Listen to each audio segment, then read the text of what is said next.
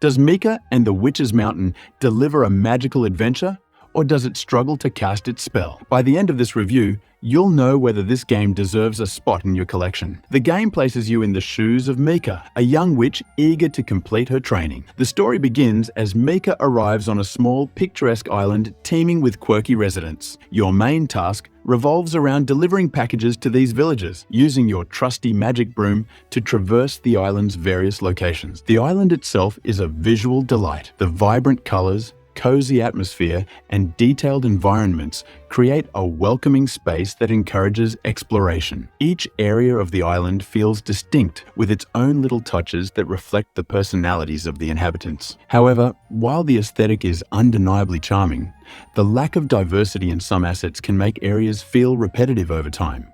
The gameplay in Mika and the Witch's Mountain centers around simple delivery missions. You'll pick up packages from one location and fly, or walk them to their destination. Initially, the process feels relaxing, offering a unique blend of exploration and puzzle solving. However, as you progress, the game's limited mechanics start to become apparent. Flying on the broom is a core element, but it doesn't always feel as fluid or responsive as expected. The controls can sometimes be clunky, which detracts from the sense of freedom the game aims to deliver. Additionally, while there are upgrades to enhance your broom's capabilities, these improvements don't dramatically change the overall experience. The island's residents are a mix of quirky and humorous personalities that add flavor to the game. Interacting with them often provides lighthearted moments and small pieces of the overarching narrative. However, their dialogue can sometimes feel repetitive, and the lack of deeper character development may leave some players wanting more from these interactions. The story is straightforward and doesn't attempt to be anything grandiose. It's more of a backdrop to your delivery escapades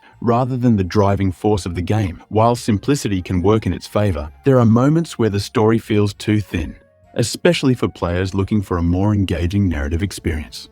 Visually, the game's hand-drawn style and bright colors give it a distinct charm. The whimsical art direction makes every corner of the island feel like a storybook come to life. However, as mentioned earlier, the repetition of certain assets can make some areas less memorable. The sound design complements the visuals well, with a calming soundtrack that enhances the relaxing atmosphere. The music is pleasant and doesn't overwhelm the experience, making it perfect for casual play sessions. However, some players might notice the limited variety in tracks, which can become repetitive over time.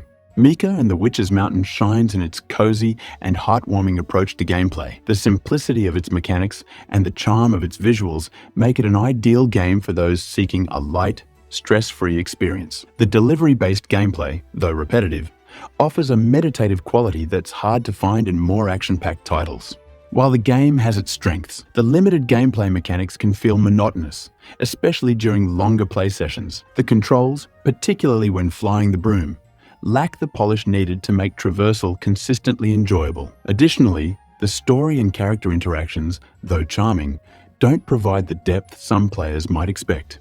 The game's pacing can also be an issue. Early on, the simplicity feels refreshing, but the lack of meaningful progression or varied objectives makes the experience lose its luster over time. Players looking for a more dynamic or challenging experience may find the game's repetitive nature disappointing. Mika and the Witch's Mountain is a game with undeniable charm and a unique premise. Its relaxing gameplay, delightful visuals, and heartwarming atmosphere make it an enjoyable experience for those seeking a casual escape. However, its repetitive mechanics, clunky controls, and lack of depth may leave others feeling underwhelmed.